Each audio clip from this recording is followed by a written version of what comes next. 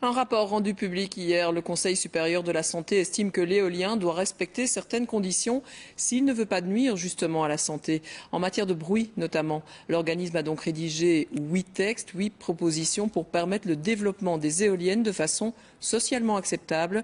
On les découvre avec Lucie Dendoven. La réponse ensuite de Luc Rivet, c'est notre invité ce midi. Il représente les opposants à l'éolien. Les éoliennes ont-elles un impact sur la santé des riverains? C'est à cette question que répond ce tout nouveau rapport de 40 pages du Conseil supérieur de la santé. D'une manière générale, il n'apporte rien de neuf au moulin des Antiers et des pros, si ce n'est qu'il se penche cette fois sur les risques de nuisance à long terme. Il peut y avoir des problèmes de qualité de sommeil, de qualité d'apprentissage chez les enfants. Et si en plus le bruit est associé à des notions je dirais désagréable. Le bruit des pales est un bruit un peu rythmique, donc qui peut transparaître à travers un bruit sonore de trafic, par exemple. Cette notion péjorative du bruit peut être mal perçue par les gens et générer alors un stress supplémentaire.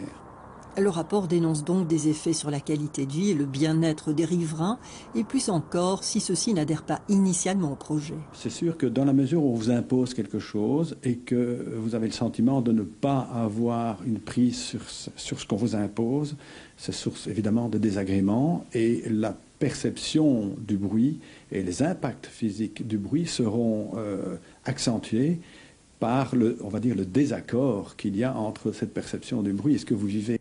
De son côté, Dora, la Fédération des entreprises du renouvelable, s'étonne que le rapport laisse si peu de place aux apports positifs des éoliennes. L'éolien est une technologie qui est reconnue pour apporter au contraire beaucoup d'incidences positives en termes de réduction d'émissions de gaz à effet de serre, de particules fines, ou même en termes simplement par rapport à d'autres technologies comme le nucléaire en termes de déchets. Enfin, Edora souligne que le rapport formule des recommandations limites sonores qui ne sont ni plus ni moins celles déjà appliquées par la région wallonne, 45 décibels le jour et 40 la nuit. Bonjour Luc Rivet, vous êtes le porte-parole de Vendraison. C'est une plateforme qui regroupe des citoyens opposés aux éoliennes. Combien de membres ?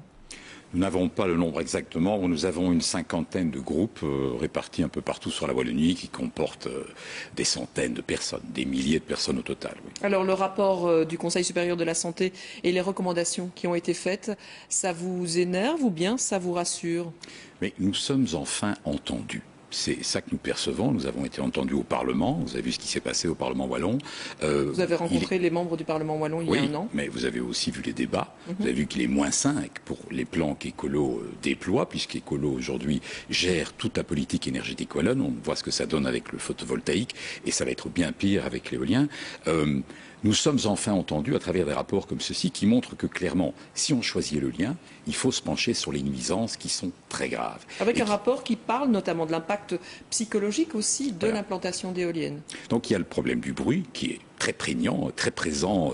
Il suffit d'aller voir à Bourcy, à Estine ou autre lieu. Mais il y a aussi un problème qui a été évoqué par l'expert là il y a un instant, il y a un problème de viol de votre environnement. On vous installe quelque chose qui fait 1,5 fois la tour du Midi, 1,5 fois, voire 2 fois dans le cas d'Estine, et on les plante à 350 mètres, 500 mètres, 800 mètres de chez vous. On change complètement votre environnement. Donc les gens sont sous stress, les gens sont déprimés, dépressifs, et c'est un vrai problème qui n'a jamais été étudié. Et alors le problème du bruit est gravissime, c'est que d'ailleurs... Au niveau de la région wallonne, on dit ça tombe bien, 45 décibels la journée, ce sont des normes qui sont respectées. La région wallonne veut passer à 45 décibels de nuit, parce qu'ils savent très bien, je parle des ministres écolos, que tous les parcs éoliens qui sont déjà installés sont en dépassement très net. Alors ça paraît peu de choses, de 40 à 45 décibels, mais ça veut dire 78% de plus, parce que c'est une progression géométrique. Et donc on est, avec 5 décibels de plus, à vraiment transformer complètement la vie des gens.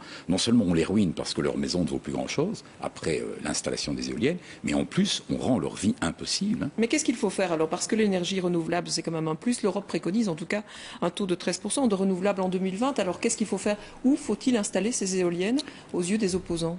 Alors il y a d'autres formes de renouvelables que les éoliennes, mais nous sommes tout à fait d'accord sur les éoliennes en mer qui sont 2 fois plus efficaces qu'à l'intérieur des terres.